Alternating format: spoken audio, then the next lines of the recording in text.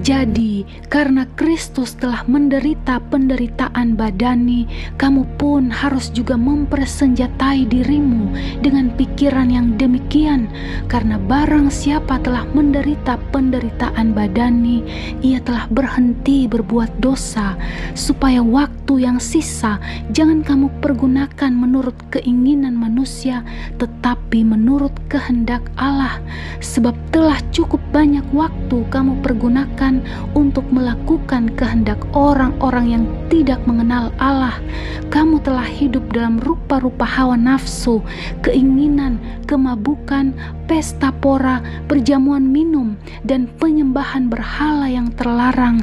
Sebab itu mereka heran bahwa kamu tidak turut mencemplungkan diri bersama-sama mereka di dalam kubangan ketidaksenonohan yang sama, dan mereka memfitnah kamu.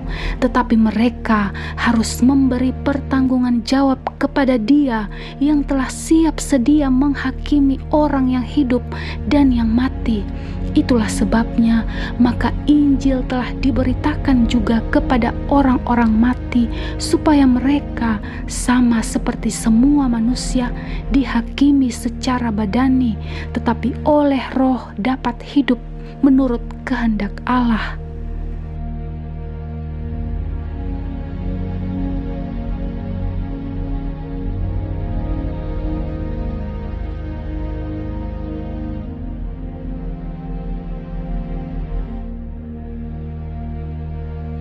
Kesudahan segala sesuatu sudah dekat. Karena itu, kuasailah dirimu dan jadilah tenang, supaya kamu dapat berdoa. Tetapi yang terutama, kasihilah sungguh-sungguh seorang akan yang lain, sebab kasih menutupi banyak sekali dosa.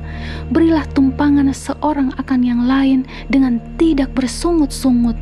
Layanilah seorang akan yang lain sesuai dengan karunia yang telah diperoleh tiap-tiap orang sebagai pengurus yang baik dari kasih karunia Allah. Jika ada yang berbicara, baiklah ia berbicara sebagai orang yang menyampaikan firman Allah. Jika ada orang yang melayani, baiklah ia melakukannya dengan kekuatan yang dianugerahkan Allah, supaya Allah dimuliakan dalam segala sesuatu karena Yesus Kristus. Ialah yang empunya kemuliaan dan kuasa sampai selama-lamanya. Amin.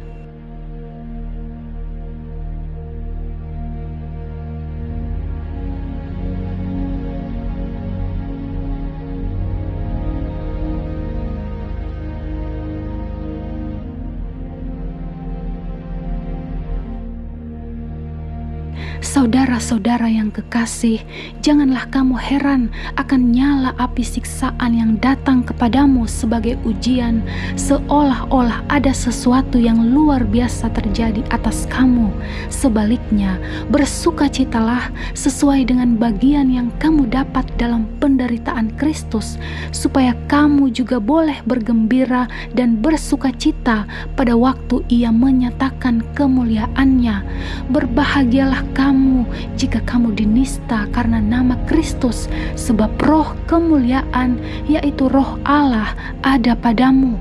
Janganlah ada di antara kamu yang harus menderita sebagai pembunuh, atau pencuri, atau penjahat, atau pengacau. Tetapi jika ia menderita sebagai orang Kristen, maka janganlah ia malu, melainkan hendaklah ia memuliakan Allah dalam nama Kristus itu.